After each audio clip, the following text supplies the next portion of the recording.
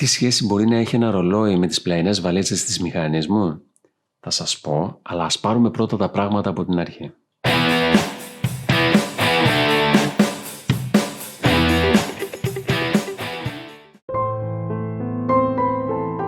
Με ρωτάνε πολλές φορές για ποιο λόγο οδηγείς μηχανή και εγώ τους απαντάω για τον ίδιο λόγο που ακούω μουσική.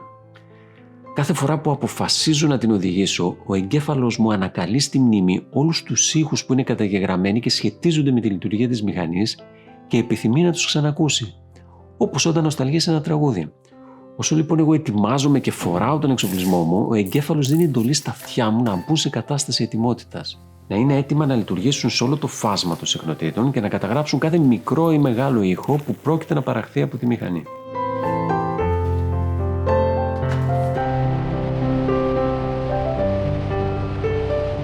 Με ένα μαγικό τρόπο αυτοί οι ήχοι ακούγονται σαν μουσική στο μυαλό μου. Διαχέονται ανάμεσα στα εγκεφαλικά μου κύτταρα και τότε ξεκινάει το πάρτι. Ένα πάρτι με άφθονη σερωτονίνη που με κάνει να νιώθω όμορφα. Γίνομαι ένας ευτυχισμένος αναβάτης. Οι ήχοι που ακούω από τη μηχανή μου είναι πολλοί.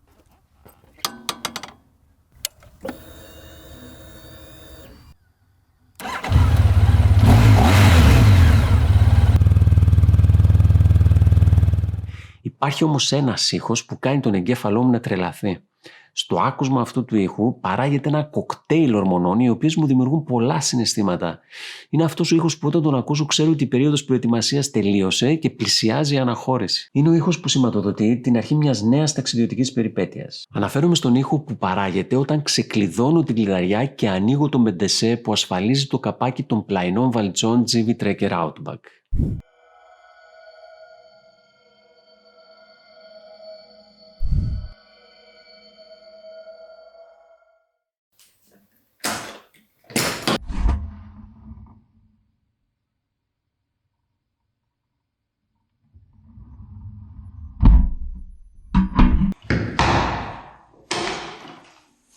Είναι τόσο χαρακτηριστικός που όταν ηχεί στα αυτιά μου συνειδητοποιώ ότι έφτασε η ώρα να πάω μακρινό ταξίδι.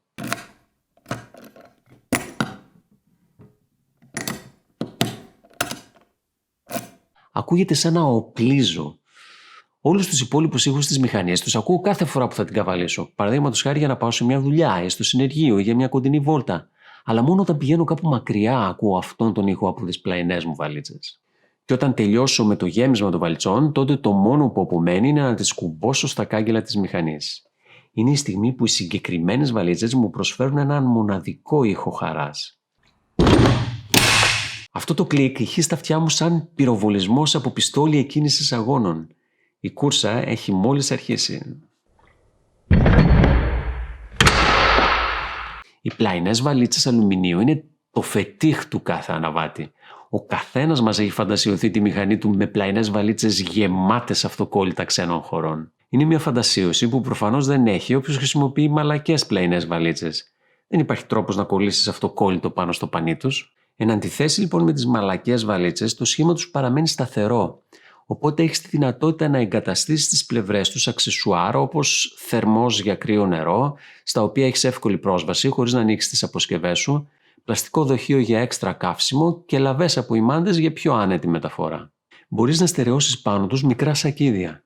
Προσωπικά στις δικές μου βαλίτσες, που είναι και οι δύο χωρητικότητας 37 λίτρων, έχω βιδώσει 4 επιπλέον μικρές μεταλλικές λαβές σε κάθε καπάκι, προκειμένου να στερεώσω πάνω τους τα μικρά σακίδια 6 λίτρων της εταιρείας Kriega. Η σταθερή επιφάνειά τους είναι επίσης ιδανική για τη στερέωση βάσεων στις οποίες κουμπώνει κανείς κάμερες.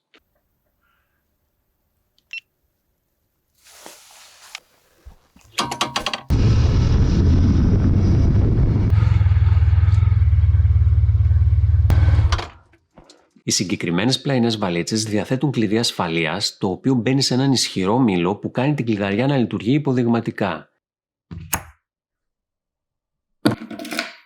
Γενικά το σύστημα κλειδώματος σου εμπνέει ένα αίσθημα ασφάλειας και σίγουρα θα αποθαρρύνει κάποιους επίδοξους ληστές να βάλουν χέρι στα υπάρχοντά σου. Η πρόσβαση στο περιεχόμενό τους γίνεται ανοίγοντας το καπάκι από επάνω, χωρίς να υπάρχει έτσι κίνδυνος να πέσουν τα πράγματά σου έξω. Αυτό είναι ένα χαρακτηριστικό που καθιστά τις Trekker Outback πιο πρακτικές από τις αντίστοιχες βαλίτσες που ανοίγουν από το πλάι.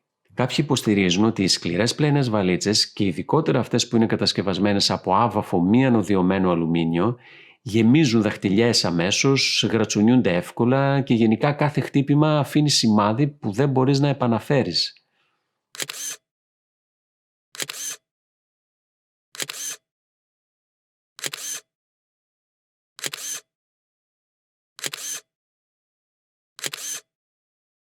Αυτά είναι μερικά από τα μειονεκτήματα που προβάλλονται έντονα από τους χρήστες των μαλακών πλαϊνών βαλιτσών. Κατά τη γνώμη μου όμως, αυτά δεν είναι μειονεκτήματα. Δεν με ενοχλεί καθόλου μια σημαδεμένη ταλαιπωρημένη πλαϊνή βαλίτσα. Είναι κάτι σαν τρόπαιο στο μυαλό μου.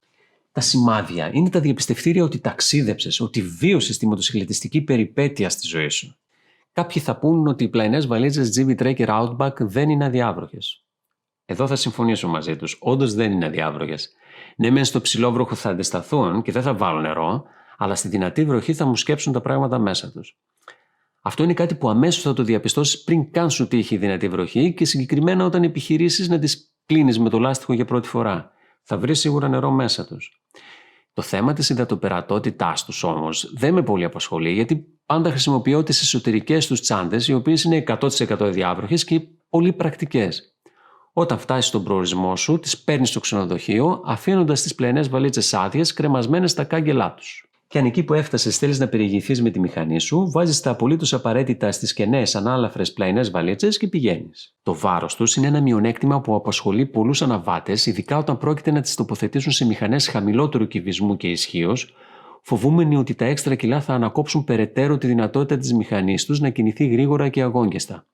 Για όλες τις μηχανές υψηλού κυβισμού δεν υπάρχει τέτοιο θέμα φυσικά. Πόσο είναι όμως αυτό το έξτρα βάρος που επομίζεται η μηχανή μου από τις δικές μου βαλίτσες με όλα τα αξεσουάρ πάνω τους αλλά χωρίς καθόλου περιεχόμενο?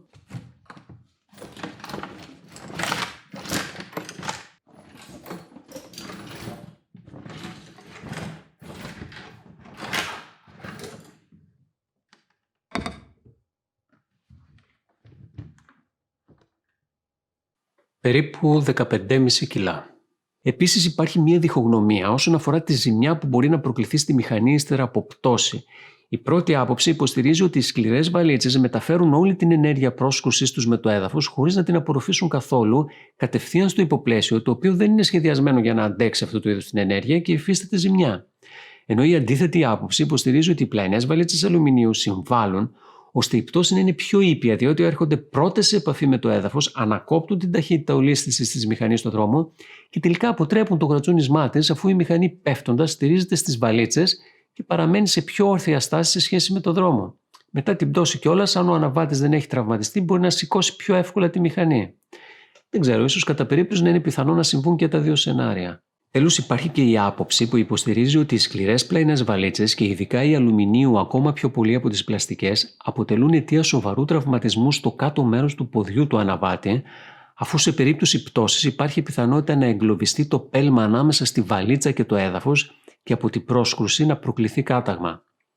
Δεν ξέρω, είναι κάτι που το απέφχομαι για τον καθένα μας και καλό είναι να φοράμε διαρκώς και επιμελώς το μοτοσυκλετιστικό εξοπλισμό μας για να είμαστε στο μέγιστο βαθμό προστατευμένοι σε περίπτωση ατυχήματος. Το μόνο σίγουρο πάντως είναι ότι σε περίπτωση πτώσης το περιεχόμενο μιας πλαϊνής βαλίτσας αλουμινίου είναι πιο προστατευμένο από το περιεχόμενο μιας μαλακής βαλίτσας. Αλλά ύστερα από όλη αυτή την ανάλυση για τις σκληρές και τις μαλακές πλαϊνές βαλίτσες, για μένα αυτό που έχει σημασία είναι η χαρακτηριστική ήχη που παράγουν οι βαλίτσες μου και όλα τα άλλα είναι δευτερεύοντα. Φανταστείτε όμως σε ένα σενάριο από το μέλλον μια μηχανή χωρίς ήχους. Πώς θα είναι αν σε λίγα χρόνια όλες οι μηχανές αποκτήσουν αθόρυβους ηλεκτρικούς κινητήρες? Κανένας ήχος δεν θα παράγεται από τον κινητήρα, εξάτμιση δεν θα υπάρχει, το κυβότιο ταχυτήτων θα είναι αυτόματο, χωρίς θορύβους, κανένας ήχος όταν πατάς το κουμπί της εκκίνησης. Ποιος θα αγόραζε μια τέτοια μοτοσυκλέτα? Σίγουρα όχι εμείς, όχι οι αναβάτες της δικής μας γενιάς, γιατί έχουμε καταγεγραμμένους όλους τους ήχους της μηχανής μας στη μνήμη μέσα στο μυαλό μας τόσο έντονα που έχουν γίνει απαραίτητο συστατικό για την οδηγική απόλαυση. Είναι ένα είδος εθισμού. Πρέπει να το παραδεχτώ, είμαι απόλυτα εθισμένος στους ήχους της μηχανής μου και ειδικά σε αυτό το συγκεκριμένο ήχο των πλαϊνών μου βαλιτσών.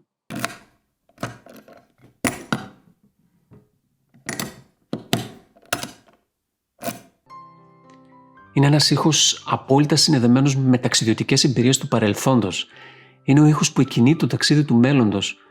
Όταν τον ακούω, ξέρω ότι η περιπέτεια αρχίζει. Ξέρω ότι θα βγω από την άνεση του καναπέ μου και θα σπάσω τη ρουτίνα της ίδιας επαναλαμβανόμενης μέρας που κάνει τη ζωή μου να περνάει γρήγορα. Είναι ο ήχος που κάνει τον χρόνο να κινείται με αντίθετη φορά. Είναι το πλασίμπο της μακροζωίας μου.